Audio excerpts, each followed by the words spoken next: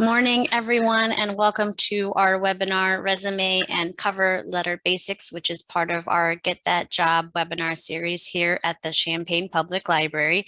My name is Jordan Neal, and I am the career librarian here at the library. So thank you all for joining us this morning. For the latest library news and updates, we invite you to please visit our website, champaign.org, or you can follow us on social media. You can email us at librarian@champaign.org, or you can chat with us just by visiting the homepage of our website.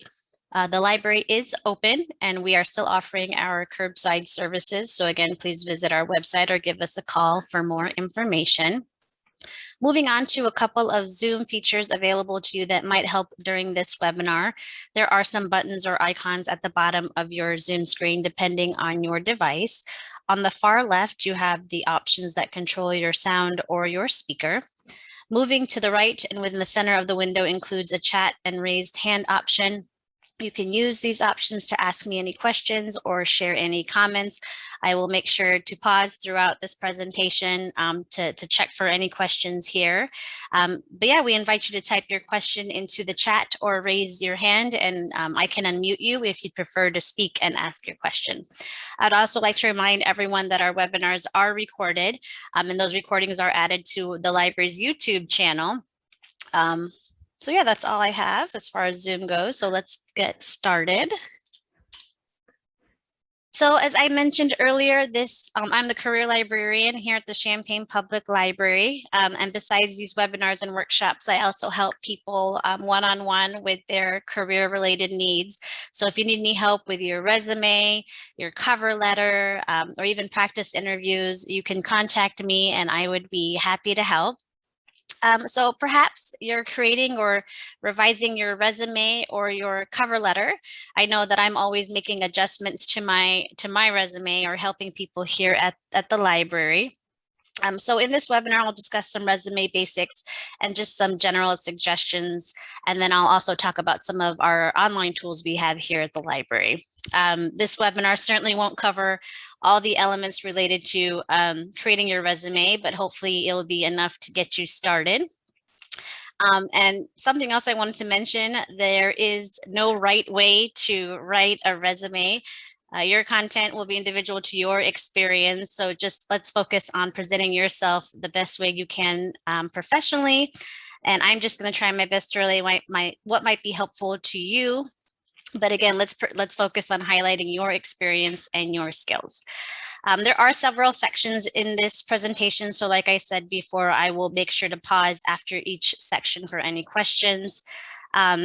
And once again, this is very general information. It's not going to be specific to any industry or field. So we really encourage people to tailor their resumes to the job position and your situation.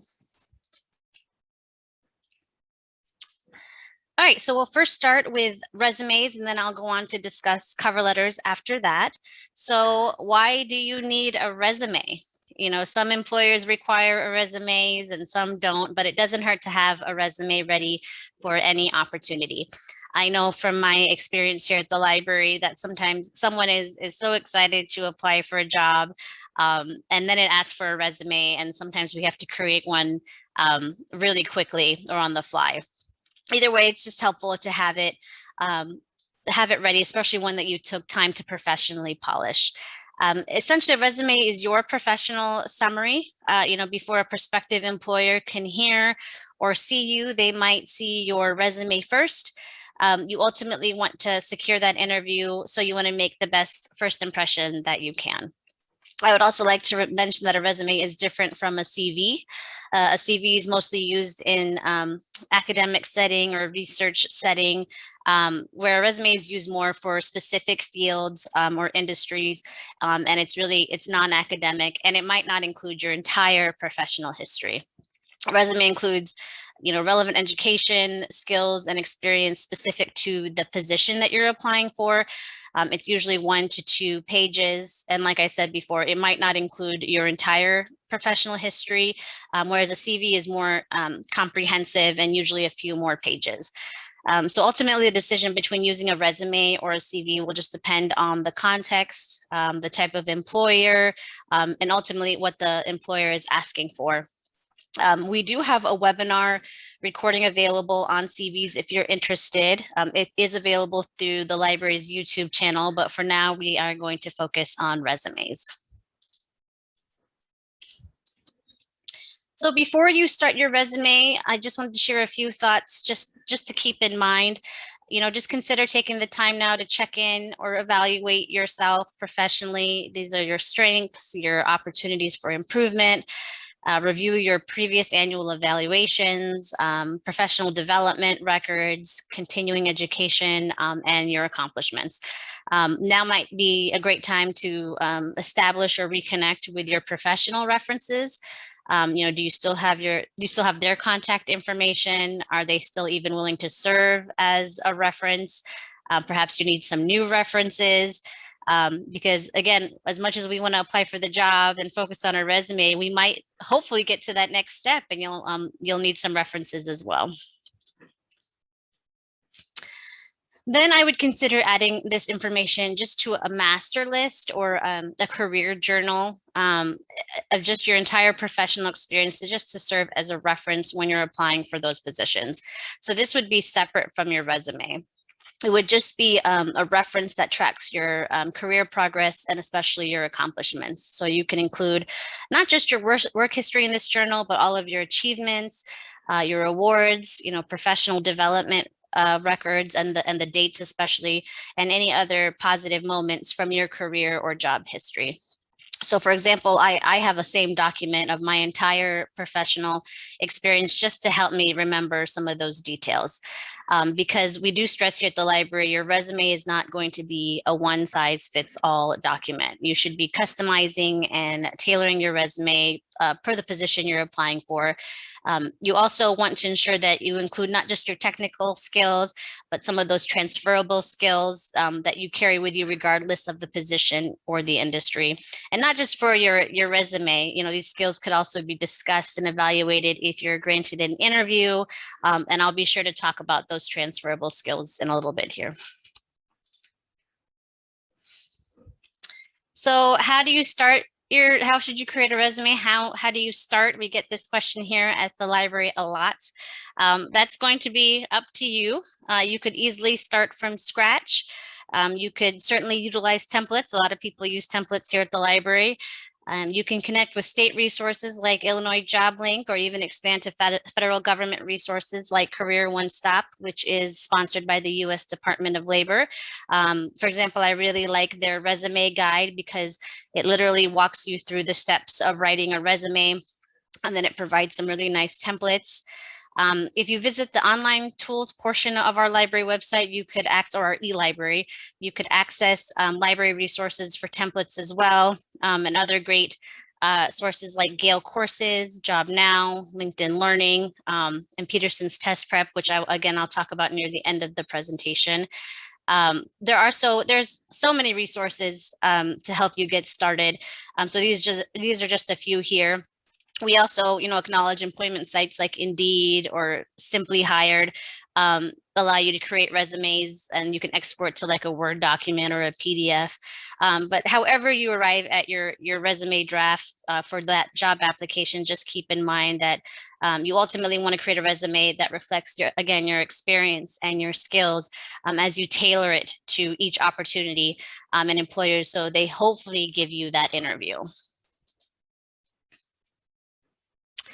So I'm going to briefly discuss the types of resumes that you might hear about out there. I really have to reiterate, again, there's not a right way to write a resume, including the type of resume that you're writing. What matters, again, is how you're highlighting yourself in the best light possible, regardless of resume type or style. I'm just going to discuss these because if you use a template, these are some of the common resume types that you might see labeled even within some of our library resources. So starting with a chronological resume, this is simply one of the most traditional or standard resume types out there. And what I mean by traditional or standard, and I say this frequently, is that resume reviewing can also be subjective. Employers have a certain anticipation and expectation when they are reviewing resumes, including formatting. And although a chronological resume won't be listed within the job applications requirements, employers are sometimes looking for a work history and experience for the job, and a chronological resume can help reflect that. It just helps you document a steady and strong work history that you can demonstrate within your resume. So for example, here at the library, I started as a page where I was shelving books, and then I worked my way up to a librarian position. So if I apply for future library positions, I'm going to be sure to include that strong and steady work history that is hopefully relevant to that library position. Moving on to a functional resume. So not everyone can or wants to state a consistent work history. So you might want to focus on your skills instead. You can even list this first on your resume. So this is when you would use a functional resume. So instead of starting off with your work history, you would perhaps start off with a skills section or a qualifications section. Again, this might be helpful for people who don't necessarily have that work history. So this would be recent graduates, new job seekers, or those with gaps in their employment history. Instead of work history, you would highlight relevant courses maybe you took in school, or training you took while you were changing careers, or during any gaps in your employment history. I also mention often that besides being a librarian, I am also a registered nurse. So when I was applying for nursing positions as a new nurse, I knew my skill set wouldn't compare at all to a veteran nurse, right? But I knew that I was a competitive candidate because I had recently acquired my skills from an accredited agency. So I listed some of that first, and my licensing first, things like that. And then finally, we have the non-traditional or creative resumes. These are the ones that you might see out there with images and infographics, and those people need to relay their visual skills, right? Their creative skills, I should say. And we'll talk about how you can relay that later, and it depends on the field, but sometimes this type of resume is sought and accepted by employers, but most of the time here at the public library, we're helping people with a chronological or functional resume. But again, these are just labels. The focus again should be, how are you highlighting yourself and getting that hiring manager's attention, securing an interview, and how you can help their organization succeed. And I would be happy to send out any examples too that we're going to discuss during this presentation. But again, these are just labels.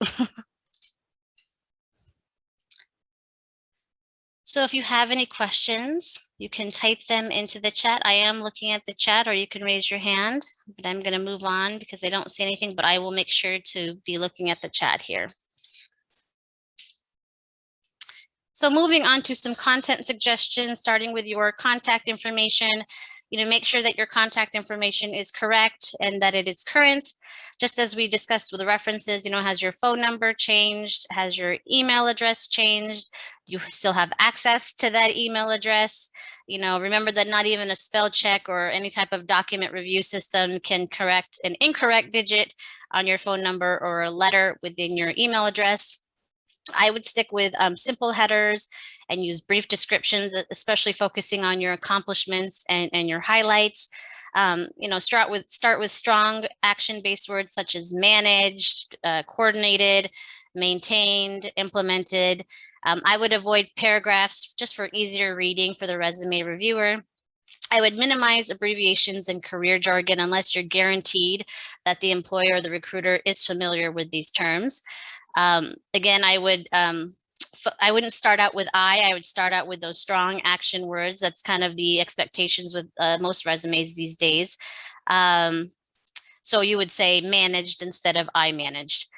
Like I said, I used to be a registered nurse. So say if I was applying for another nursing position, I know some medical terminology is tried and true, but if you're not sure, I would still write out some of those words, because just because I'm applying for a nursing position, it could be an HR supervisor, or someone who's not in the medical field who's initially reviewing your resume.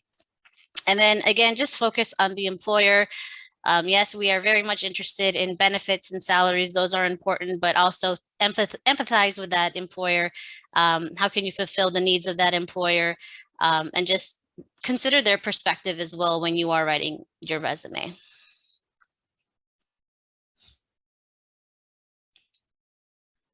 So just moving on to some formatting, attempt just to keep a basic format. This means including ready or easy to read text. So just be mindful of which font and the size that you're using. Make sure everything looks consistent. For example, are you abbreviating months or are you writing them out? I know sometimes people go back and forth within a resume. Consistency is helpful. Depending on font, I would stick with a font or text size of 11 to 14. You could go as low as 10, but that might be harder to read, again, depending on the font. For the actual font, to be honest, there's so many conflicting messages out there on which to use. You could stick with a font like Arial or Calibri. I think some sources mention that Times New Roman is outdated and sometimes clashes with resume scanning systems, which I'll talk about in a moment here. But I have to be honest and say I've used Times New Roman on my resume and it's worked for me. I write here except for your name because most people enlarge and bold their first and last name on a resume, usually double the size of the text within the rest of the document. So if the majority of your resume is a 12-point font, I would make my full name a 24-point font. Again, I think it's about employer anticipation and expectation, because they're reviewing a lot of resumes out there. So you want to focus on the content and your history. And before your hands even get into before your resume gets into the hands of a hiring manager, it might go through an applicant tracking system or a resume scanning software. And as I mentioned earlier, if you include any keywords found in the job description, this can help you make it through most systems. But there's also some pieces to avoid when you are writing your resume, such as certain types of coloring, layouts, certain images. If you use columns, sometimes the systems don't like that. Any images in general. And like I said, it's all about anticipation. I'm not trying to discourage anyone from being creative, but maybe consider adding that to an online portfolio and then add the link to the top of your resume. I've certainly done that as well. Make sure that your resume is free of errors. Have someone else take a look, ask your friends and family. You can certainly come here to the library and we'll review your resume for you. I would try to stick with 1 to 2 pages for your resume, but again, it's going to depend on your experience and your position. If you are going to use a second page, what are you putting on that second page? Is it because you're qualified for the position? Is it just like 1 or 2 bullet points that have gone to that second page? Really consider why you're making someone read a second or a third page.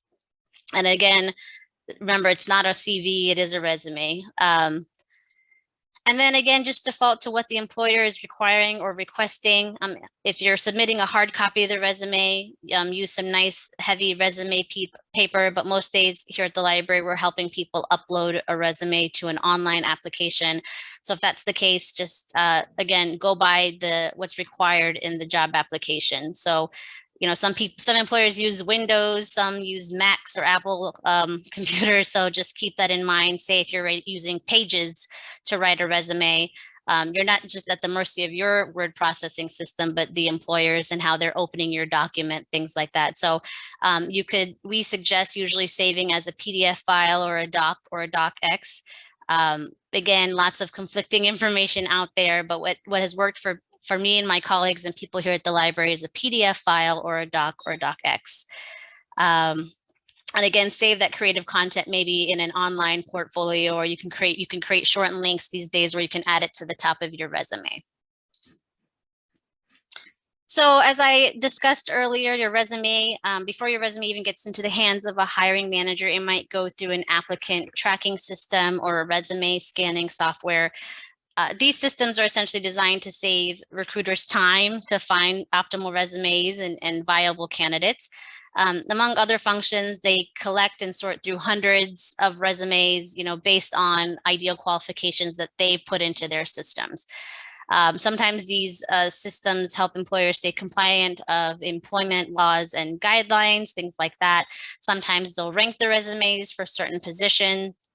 I will also say that not all of these systems are the same. There's not one set system that all employers are using. So these are just some general guidelines to keep in mind to get you through some of those systems. Again, some companies might not even use them. And then one thing we keep on repeating throughout this presentation is if you use keywords found in the job description, it could help you make it through most systems. And even when a hiring manager is reviewing your resume, it might be helpful to get you to the next step. You know, someone at some point, a human being, has programmed those keywords into their system. So it might be helpful to use these keywords and include some of their language in your application to really align yourself with what the employer is looking for, and hopefully connecting with their hiring team, and not just for their scanning systems as well. Keeping your work history and dates consistent might help. So if you use simple headers like professional experience, education, instead of unique headers like more about me or get to know me, things like that. Again, you know, employers just, they know what they're looking for when they're reviewing hundreds of resumes. So they're looking for the experience and the skills and what's relevant to the position. Like I said, certain types of coloring, layouts, images, again, depending on the field, you might want to avoid those. Sometimes this type of software just can't compute what those are on your resume.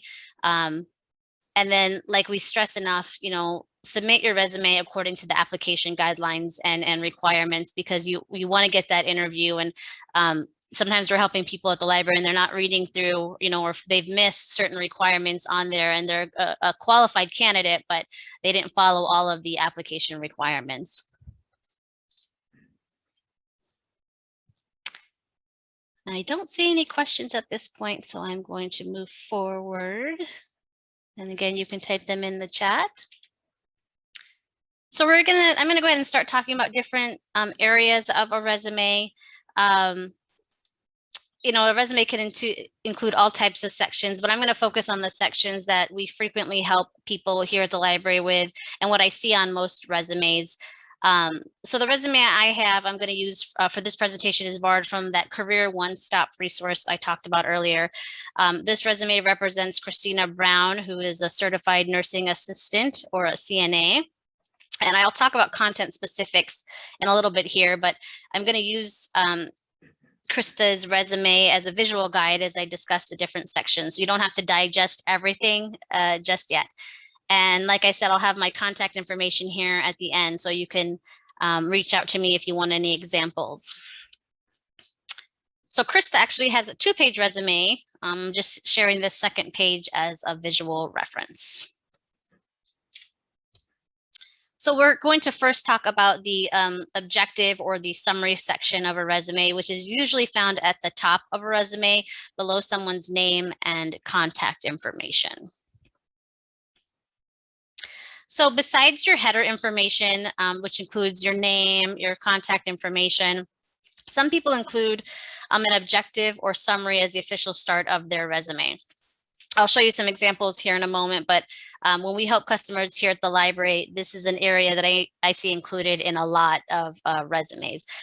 You don't have to include it, but if you do, I just wanted to talk about some things here, especially because this is going to be one of the first items a prospective employer is going to be reading as they read your resume top down, right? So essentially an objective is usually a 1-sentence statement that includes, just make sure I have no technical glitches here. It's a 1-sentence statement that lists what you're hoping to obtain, whereas a profile or a summary statement includes a few more sentences, which includes the really important part, the benefit to the employer. So what's usually included within an objective statement is what I said before. It's what you're hoping to obtain. It usually includes information about the position or position title or the job or the field. It sometimes includes the position level or even the name of the company. So here are some examples of objective statements. So once again, it's important to know what you what you want and to state your professional goals, but it's really important to relay what the benefit is to the employer. You know, these statements are okay, but I think they're missing the benefit to the employer and how your qualifications can help them. You know, your resume, especially at the beginning of the resume, should be focused on marketing what you can offer that employer. So then this leads up to a profile or a summary statement. I've heard it called both, so I'm just going to include both titles for now. Once again, you know, employers would like to know how your qualifications can help them. So you should use strong keywords to describe your qualifications and value to the organization, rather than telling them what you want from them or what you hope to gain. This can include, but of course not be limited to, relevant experience, but transferable skills. Again, we'll talk about that in a moment. And just your best personal and professional qualities. So the takeaway here is not only relay a current understanding about the actual job, but also what you hope to give, and not necessarily what you hope to get. Just focus on a few brief and memorable sentences that articulate the best things about what you can bring to the employer. So the next couple of slides just show some examples here. So this first one here I got from a resource called The Muse, which provides really great career advice. I use it for myself. I use it for my colleagues here at the library. But this one says here, editorial-minded marketer and communication strategist, transforming the way brands interact with audiences through content, with over 7 years of experience at consumer startups, media companies, and an agency, brings a thoughtful perspective and blend of creative chops and digital data savvy. I won't read all of this here, but just nice. This is a great example of what they can contribute to an organization. Here is another example from a graphic design specialist. I won't read the whole thing here, but what I do like is they include certain softwares that you might be using in this field here. So you can change it up and make it your own. But again, let's focus on what you could give. Yeah, I have it here on the slide. You know, focus on what you can offer the company. Think what is best for you, but also how you can successfully connect with that employer to secure an interview. I should mention that we also hosted a nationally certified resume writer, Ashley Watkins, who discussed this very thing in our resume reboot webinar, which is available through our YouTube channel. But she discussed all types of great things, but she talked about how most people are using a professional summaries these days as opposed to an objective. I don't see any questions at the moment.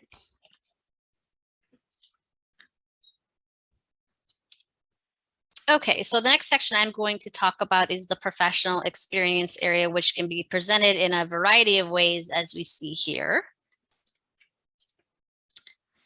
So your resume will include probably that summary, education, or even a skills section, but your work or professional experience is going to be one of the most significant areas of a resume. Again, it's about employer expectation and what they're looking for. Most employers are expect to see your experience in reverse chronological order. That is your most recent experience first under that heading. Make sure to include the name of the company, location, dates, the dates you were employed there, and brief descriptions about your roles, your responsibilities, and especially your accomplishments. And try to address what is asked for in the application and relevant to the position. You might not include every position you've had in your life on your resume again, but again, what is relevant to that position? And so when you're thinking of those roles and those responsibilities and accomplishments, just briefly describe the highlights and what an employer is hoping to see. You know, what sets you apart from the other candidates. Avoid listing out every detail of the job. And like I said, refrain from including everything you did at the job.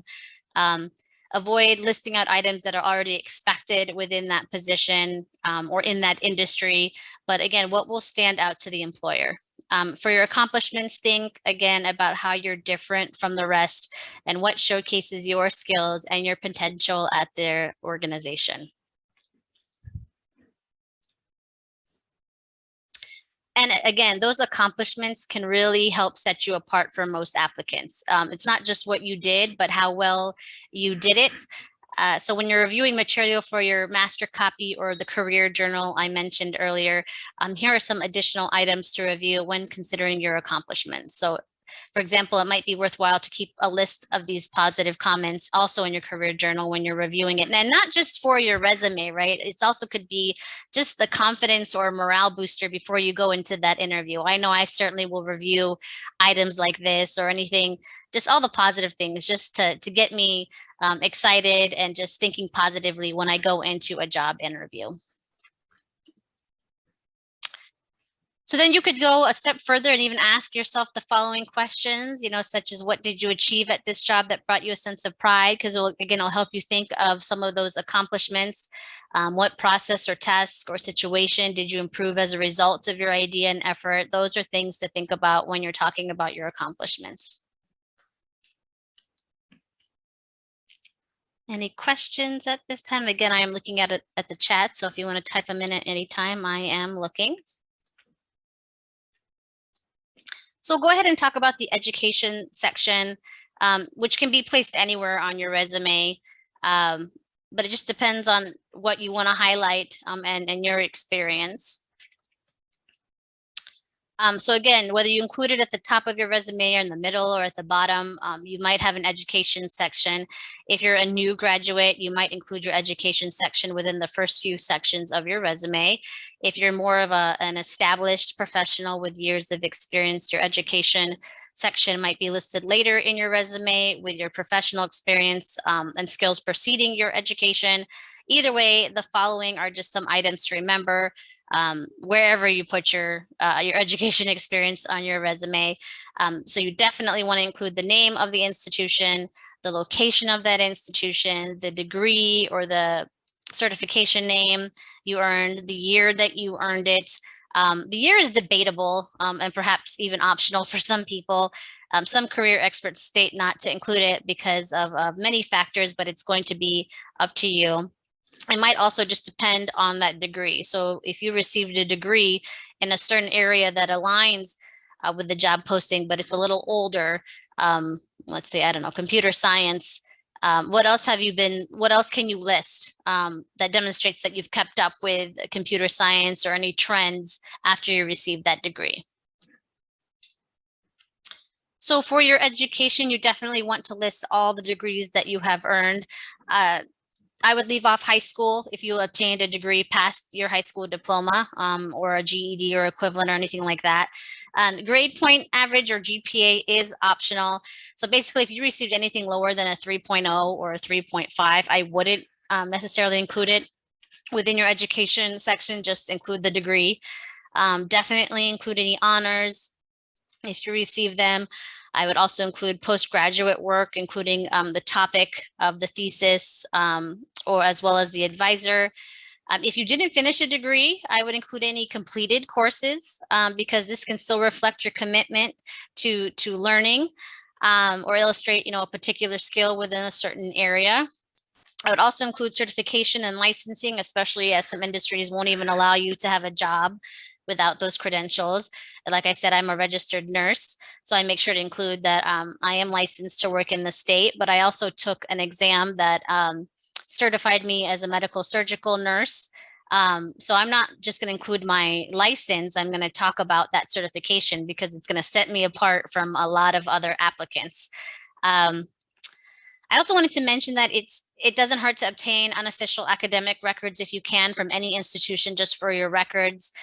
This might be helpful, especially for new graduates who might have that irrelevant experience from courses, or you just need to know the names of your course. You just want to ensure you not only list it, but you list it correctly, because any employer can just do a quick search and just verify the title of that course, or it just would help with credibility as well.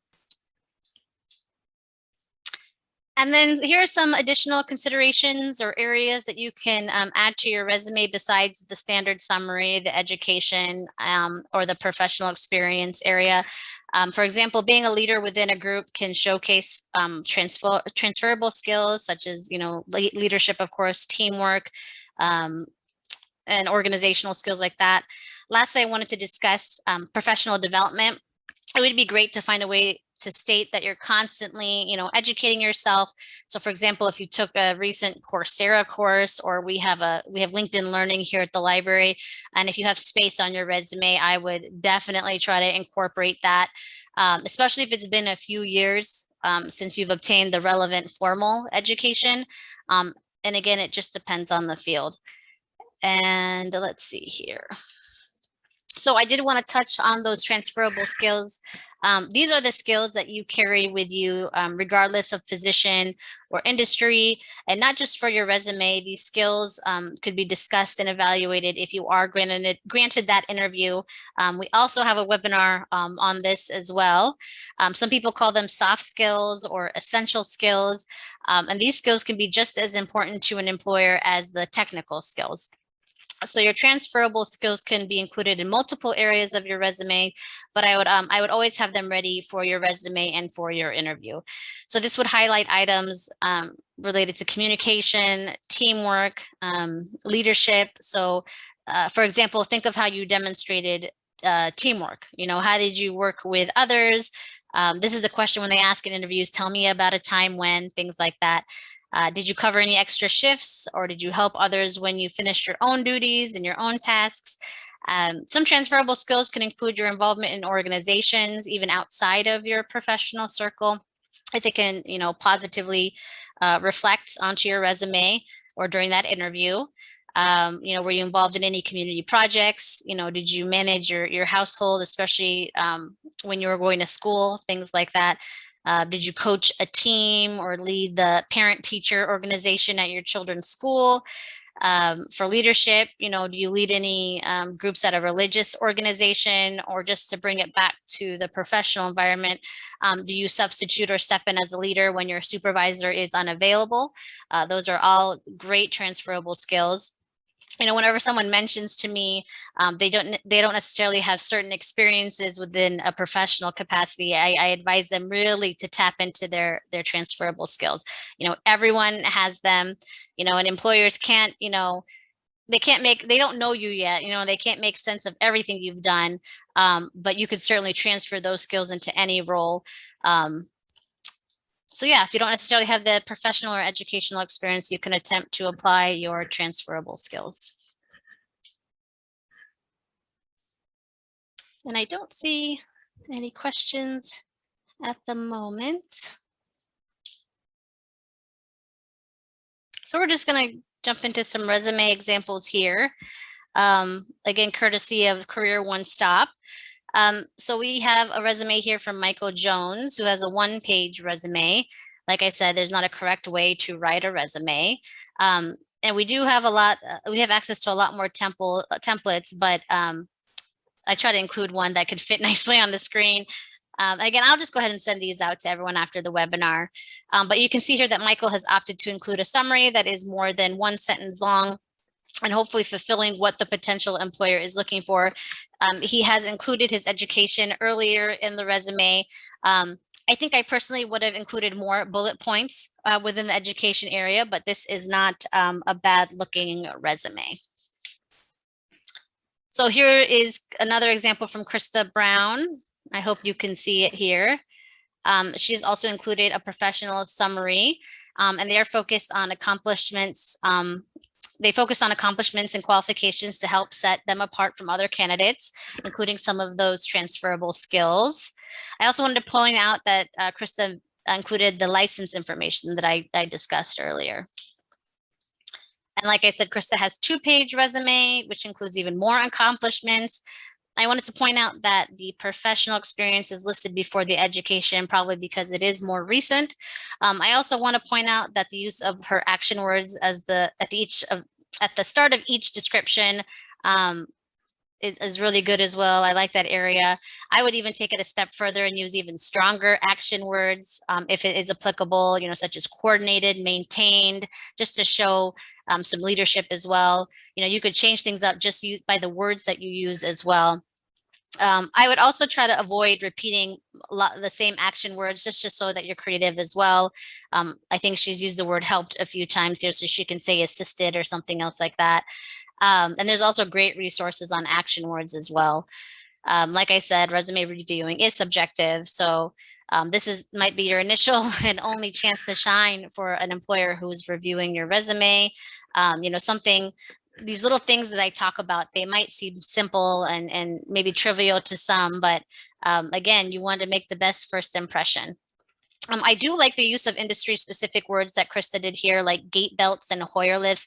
These, I don't know if anyone's in the medical field here, but from my experience as a nurse, these are words that are used often. Lots of healthcare professionals in multiple fields in the hospital or in a clinical setting use things like this. So good idea. This is an example of using keywords from the job posting. And then we have John Grant's resume. He has not only included an objective, but a summary of qualifications, and he's ensured to highlight he's included his highlights right away here. I did want to point out the use of his periods after each description. I'm not a fan of using periods, but if it's consistent, you can, but some of these descriptions aren't complete sentences, but at least, again, he was consistent with how he used the periods. And then John does have 2 pages. And I should mention that I focus on the overall look of the resume. Again, not digesting each piece, but I will forward all of these to you. And so for John's resume, I do like his action words here. I do see he used the word developed a few times, so perhaps you can consider another word just to show that he's creative. But again, it's not a bad looking resume. I also want to point out the specifics here, especially with the financial mentions. I can't even say that I'm familiar with the industry, but the takeaway here is that what can you mention that makes you stand out? Again, what sets you apart from those other applicants? Stating what you did or your responsibilities, that's important, but again, the accomplishments can be just as important. So I'm going to just jump into cover letter basics here. But first, any questions before we jump into cover letters? I'll be sure to answer them if I see them here in the chat. So what is a cover letter and why might you need one? So first off, sometimes it's simply an application requirement. Sometimes resumes and cover letters go hand in hand when it comes to job application requirements. Of course, I can only speak for myself, but for the last few positions that I have applied for, it was required to submit a resume and a cover letter. Just like a resume, it's going to be customized per the position, especially including keywords or language you see within the job description. It's a sample of your writing. They could also be part of the screening process as well. So say if you're applying for an administrative assistant that requires typing lots of emails and sending them out, they could be looking at your writing sample there in the cover letter. Besides the resume, it's also another great first impression. Like I said, before an employer can hear or see you, they might read your cover letter or your resume. Excuse me. So it's a chance, another chance to present yourself in the best light professionally, and it explains why you are what this company needs. It should supplement your resume, but it should expand on your resume, but it shouldn't repeat your resume. And then I have this last quote here, and I repeat it often with both resume and cover letters. You really want to try your best to tailor to the job posting or the employer. A cover letter shouldn't be a one-size-fits-all document. You should take the time to craft and customize that cover letter. And I have a quote here. A cover letter can make the difference between 2 equally qualified candidates. You could really write some compelling statements in a cover letter and, again, really expand on your resume. So before we discuss the details, I just wanted to go over some general information. The first thing is just to be brief. We want to entice the reader, but we don't want to overwhelm the reader. We'll discuss formatting in just a moment, but I would avoid fillers, any fluff or anything like that, extra language. You just want to stay brief. You want to focus on your highlights again and your compelling or persuasive points or arguments that, again, will set you apart from most candidates. So writing anything extra will just make your cover letter too long. And again, it might overwhelm your reader. And just remember, employers aren't spending a whole lot of time, reviewing your resume or your cover letter. So again, we're focusing on that first impression in the short amount of time that you have, and you want to maximize that time. And then just focus on convincing them that you're, a great candidate, not just the best candidate, but focus on those clear and compelling statements. So how do you create a cover letter? Again, another question we get here at the library.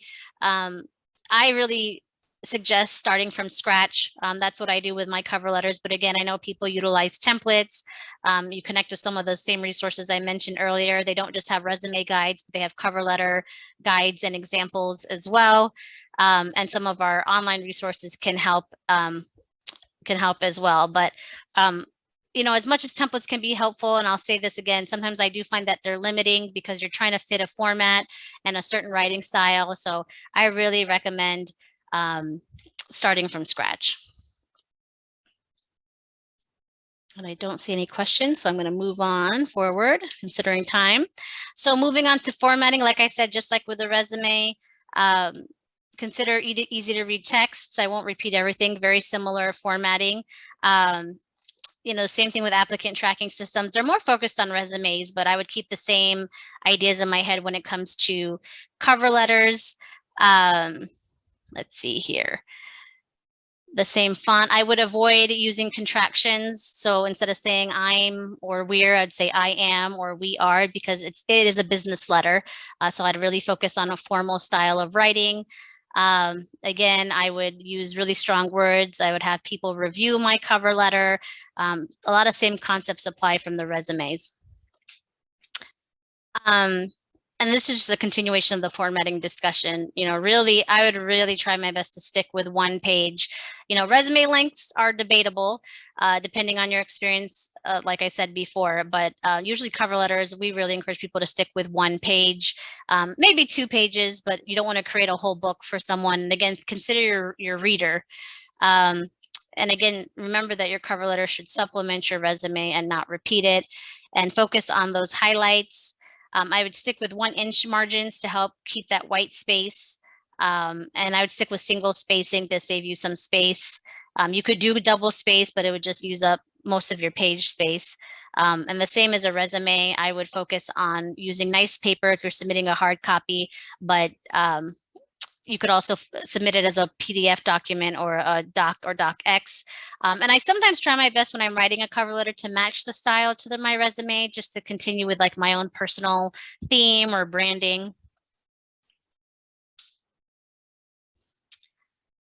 And I'm going to speak on cover letter content specifics in a bit for now, but here's a visual guide of a cover letter layout. I'll discuss the different sections just as I did, so you don't have to digest everything just yet. But like I said, I will send these out after the webinar. So as far as the cover letter, the majority of them follow a certain layout or flow. There is not a correct way to write a cover letter, but we can share some general guidelines that have worked for us here at the library. Most cover letters will have the sections that you see here. So you'll have a heading that hopefully has your contact information, the current date, and addressing a certain person if possible.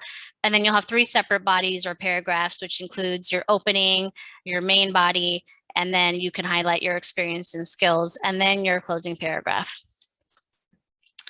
So before we jump into the cover letter sections, I don't think we have any questions right now, but I am going to look at the chat, and I don't see any questions at the moment. So we're going to start first with our heading here that I have outlined. So hopefully the heading is straightforward for you. Just follow general business letter format. You'll want to include your contact information, and not just for formality, but you also want to ensure that you have access. They have access to you in any way possible if they decide to grant you that interview. An employer, can reach out in a variety of ways depending on their process. They could email, call, or send a letter. So I'm going to provide every avenue of communication possible. You want to include the date, just for formality, but also to show that you're not using a template as well. I know sometimes people are just using the same template over and over again, but sometimes they're not changing up some of those details. I do acknowledge that not everyone starts from scratch. And And then finally, depending on the layout you choose, you might want to consider adding the company or employer's contact information, which would be really great if you can identify the person in charge of hiring, just again, for that personalized or customized touch. I did want to mention one thing about using your address. This is a question I get for resumes and cover letters. You know, sometimes people don't want to list their full address, and that's fine. It's up to you. You know, again, resume reviewing, cover letter reviewing can be subjective. So also consider what that employer is thinking if you're using a non-local address. You know, they might be thinking that you might have to move. They might be thinking about relocation costs, things like that. So you don't have to put your full address, but just consider things like that. So this is just a heading from an example I found from Purdue University. Again, it's just an example, so you can format your heading however you'd like. And I don't see any questions, so I'm going to move on. And then moving on to the greeting and introduction, which is usually below the heading, you can hopefully see where it falls in the general layout here. So this is where you start your cover letter, dear so-and-so, if you know who you were writing to, or dear hiring committee, or something generic if you're not sure who to address it to. I know to whom it may concern is very debatable. It might seem boring or outdated, but have employers seen it before? Yes, they have. Is it somewhat safe? Sure. Will it take you out of the running for a job? Probably not. What you're going to write after that is going to be really important. So I'm not an employer, and I can't speak for them. But again, it just comes down to personal preferences. If you try to be too creative, you might confuse people, and that might not be a great start to your cover letter. I will read an example in a moment, but perhaps identify where you heard about the position. This is helpful information to the employer. Demonstrate your research of the company. Again, not just to determine if you're the best fit for the job, but to show that interest and investment. And you should mention it in your cover letter too, because sometimes that's difficult to showcase in a resume. You want to start off with, of course, a strong and memorable opening if you can. And you want to capture their attention early and encourage them to keep on reading. So here's an example of an introduction for a cover letter. They identified where they heard about the position. Let's see what else. I'm not going to repeat everything they're not going to repeat everything from their resume. And again, I'll share these examples out. So here's another example of an introduction. This is from a blog I will mention. It's called Ask a Manager. They have lots of great resume and cover letter resources. But again, this starts off with a strong and enthusiastic opening. And I think they literally write that word in their opening. So this is also a good example. Any questions at this point? I'm going to keep on going through our cover letter. So moving on to the main body or the middle paragraph. So the main body or the middle paragraph will be the most substantial or most lengthy part of your cover letter. You want to continue to present yourself positively and be enthusiastic. And this is where you can highlight your experience and your skills and really do your best to align that information with the job. I'm not trying to sound trite here, but you really are sharing those items that will really set you apart from the other candidates. So focus on your accomplishments, what you did in previous positions, especially including any measurable or quantifiable results. What do you think they want to hear from an excellent candidate for this position? I would focus on storytelling, anecdotes, and again, not just for the cover letter, but for your interview. Let's see here. This is where some people talk about, this is maybe where you can mention any items of concern, but if you do mention it, keep it brief, keep it positive. If you're going to school, highlight the academic pursuits, things like this. Again, look at the job posting and think of what you could say that could appeal to that hiring manager, because this area is going to be the most important part to highlight that. So here's an example here. I won't read the whole thing again. I'll be sending this out, but they write they write quantifiable results here. They show some passionate here as well. And again, that's where you can add that passion is to the cover letter as well. This one's a little bit longer, but I do like that they mention their history and how they rose the ranks, and they focus on customer service, which is probably something that was mentioned throughout the job posting. They mentioned volunteering. They mentioned their technical skills, and they mentioned that they're not perfect and they're willing to learn. Again, this is a little bit longer than I like, but it is a good storytelling experience. And I don't see any questions at this point. So I'm going to focus on the closing of the cover letter. You'll see how it's situated right at the end of it. I'll have the words here in just a moment. So in the closing, you want to sum up why you're the best candidate without stating that you are the best candidate. It's one thing to be confident, but bravado is another. You don't want to sound too aggressive. You want to show that, you're the best candidate without, telling them you're the best candidate, as we did with the main body. So again, focus on, you can reiterate things you want. Again, you want to keep this one page. You're not going to be writing a whole lot in your closing. I would recommend thanking the reader. Some people say don't do that, but I always thank someone for reading, just to show courtesy and that you're being polite. Relay your request for an interview, or that you're hoping to continue the conversation in person or through an interview. You can reiterate your contact information. I see these in a lot of templates. I personally don't reiterate my contact information because I'm trying to save space, but you can add it in there. And again, that very kind of polite call to action about hoping to continue the conversation. And I do suggest signing your cover letter. I do like that personal touch. That's just a personal preference for me. So yeah, that's just something to consider. And then here is our example here. They have a nice short closing. They do add their contact information here. Again, you can add that in there. And then I would sign my cover letter. And then here's another example of a nice closing here. They thank them for their consideration. I hope to hear from you soon. Just very simple. And I don't see any questions at this point. So we're going to move on to some examples here. I'll just show this one because I'm trying to save time here. So again, I'll send these examples out later. This was the example that we used. So I did want to talk about some library resources that you can access from your home with a library card, or a virtual library card that can help you with your resume or your cover letter. The first is Gale Courses, and it's exactly that. Courses offered for 6 weeks at a time. It's self-paced, it's self-directed. It offers courses on resumes, professional development courses such as mastering public speaking, and some technical courses like on Microsoft products.